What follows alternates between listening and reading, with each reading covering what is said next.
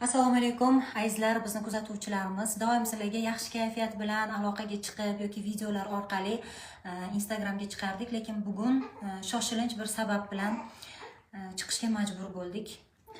Avvalambor sizlardan uzr so'rayman, hurmatli biz Feruzani, qizlarni, meni yaxshi ko'rib hurmat qiladigan kuzatuvchilarimiz. Har doim sizlarga yaxshi kayfiyat ulashib kelganman, lekin hozir ozgina kayfiyatinglarni tushiradigan holatdaman. Sababi o'zim shunaqa holatdaman. Hozirgi kunda bitta singlim bor. Singlimni ikkita pochkasi ham qurib bo'lgan, yuragi kattalashgan, hozir og'ir ahvolda dializda. Buni bilganlar yaxshi tushunishadi. Dializda apparatda singlimni ushlab turibmiz, Hindistonga olib borib srochno operatsiya qilishimiz kerak. Bu uchun bizga hozir katta summa kerak bo'ladi, kamida $50,000 pul kerak bo'ladi. Shu sababdan men sizlarga murojaat qilib chiqishga majbur bo'ldim. Endi aytishinglar mumkin, blogerlarda pul bo'ladi har doim deb. Endi to'g'risini aytganda, Marina ham oilasi bor, turmush o'rtog'i bilan mana deyarli 1 yil bo'ldi onasiga va mana shu bitta singlisiga qarab keladi. Bilasizlar, bunaqa paytda lecheniyaga oz-muncha pul ketmaydi.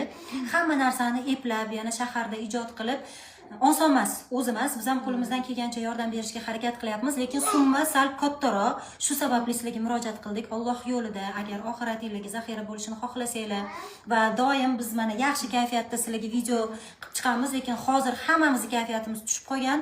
Shu narsa birinchi o'rinda turibdi. Shu qiziq hayotini sizlar bilan birgalikda saqlab qolsak, Alloh taolo albatta sizlarga ham bizga ham ajrini berar degan umidimiz bor. Seni asrash mening burchim singlim, shu yo'lda jonimni ham ayamaman.